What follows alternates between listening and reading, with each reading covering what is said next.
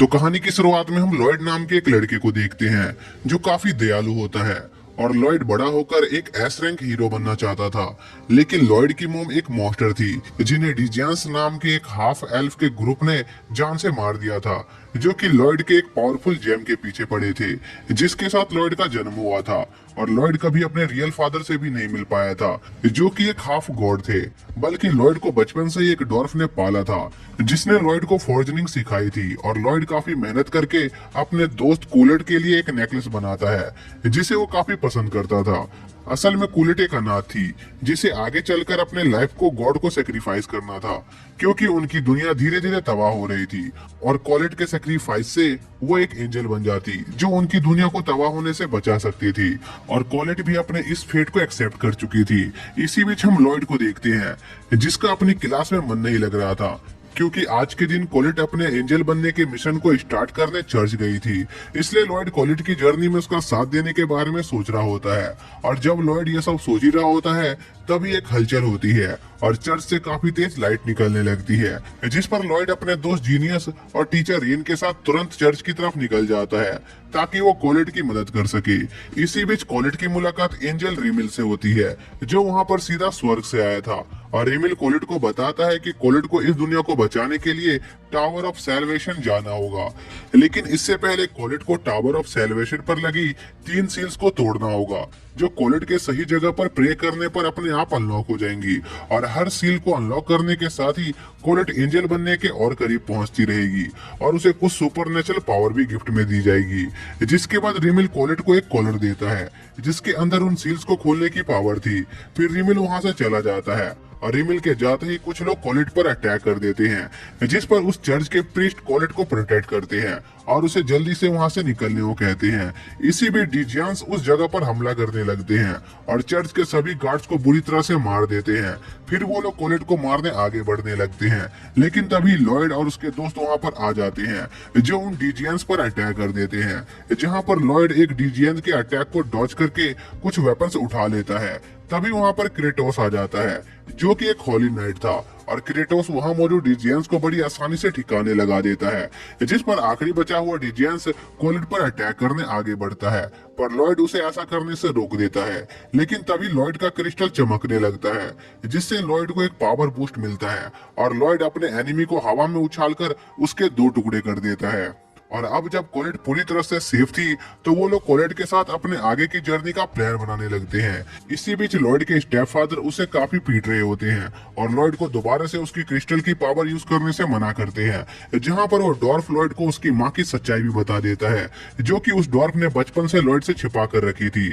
जिसके बाद Lloyd collet से मिलने जाता है और उसे उसकी टीम में शामिल करने की रिक्वेस्ट करता है, क्योंकि वो कॉलेट को प्रोटेक्ट करना चाहता था और साथ ही डिजियन से अपनी माँ का बदला भी लेना चाहता था। लेकिन जब अगली सुबह लॉयड की नींद खुलती है तो वो देखता है कि कॉलेट वहां से गायब होती है और लॉयड और जीनियस के लिए एक लेटर छोड़ गई होती है जिसमें लिखा था कि कॉलेट लॉयड और जीनियस को अपनी वजह से खतरे में नहीं डालना चाहती थी और उन्हें एक अच्छी जिंदगी जीने देना चाहती थी, इसलिए वो अकेले इस सफर पर जा रही है। जिससे निराश होकर लॉयड वापस अपने घर लौट आता है। तभी जीनियस लॉयड के घर पर आता है जो लॉयड को बताता है कि डिजियंस ने उनके विलेज पर अटैक कर दिया है, जिस पर लॉयड और जीनियस तुरंत अपने विलेज को प्रोटेक्ट करने जाते हैं, जहां पर डिजियंस पूरे विलेज को जला रहे थे। इसी में डिजियंस का लीडर लॉयड के सामने अपनी रेस की तारीफ करने लगता है और कहता है कि उनकी एल्फ रेस ह्यूमन से काफी बेहतर है। जिसके बाद वो एल्फ लॉयड को बैटल के लिए चैलेंज करता है, जहां पर लॉयड उस डिजियन का कुछ नहीं बिगाड़ पा रहा होता है और उस एल्फ की स्ट्रेंथ की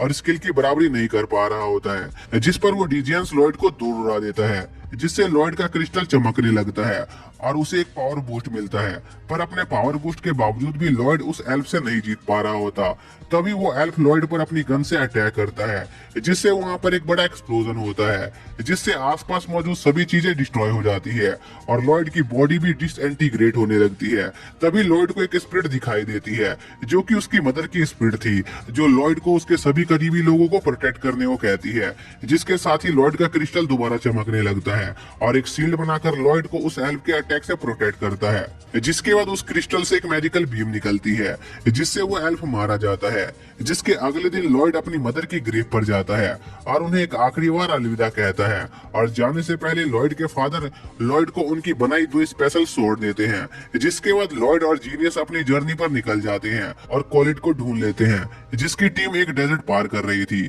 जहां पर जीनियस कोलेट को विलेज में हुई सारी घटना के बारे में बताता है। फिर लॉयड और जीनियस कोलेट की उसकी जर्नी में मदद करने का फैसला करते हैं और अपनी जर्नी के दौरान वो लोग एक रुइंस के पास पहुंचते हैं, जिस पर कोलेट अपने कोलेट की मदद से उस रुइन का गेट खोलती है। लेकिन जैसे ही वो लोग उस रुइन के अंदर एंटर करते हैं, उस रुइन का गेट अपने आप ही बंद हो जाता है, जिसका मतलब था कि वो लोग तब तक वहां से बाहर नहीं निकल सकते थे जब तक कि कोलेट वहां मौजूद सील्स को अनलॉक नहीं कर देती। तभी कोलेट के कॉलर से एक फायर निकलने लगती है जो उन्हें चारों तरफ से कवर कर लेती है, जिसके साथ ही उस रुइंस का बॉस भी अपनी नींद से जाग जाता है जिसे उन्हें हराना था। जिस पर लॉयड और क्रेटोस उस मॉन्स्टर से लड़ने के लिए तैयार हो जाते हैं। वहीं जीनियस और रेगन कोलेट को प्रोटेक्ट करने वहीं रुकते हैं। फिर लॉयड और क्रेटोस लगातार उस बीस्ट पर कई सारे स्लैश अटैक करने लगते हैं। तभी लॉयड का क्रिस्टल चमकने लगता है जिससे उसकी पावर काफी ज्यादा बढ़ जाती है, लेकिन इससे उस बीस्ट का अटेंशन लॉयड पर चला जाता है और वो बीस्ट लॉयड को दूर उड़ा देता है।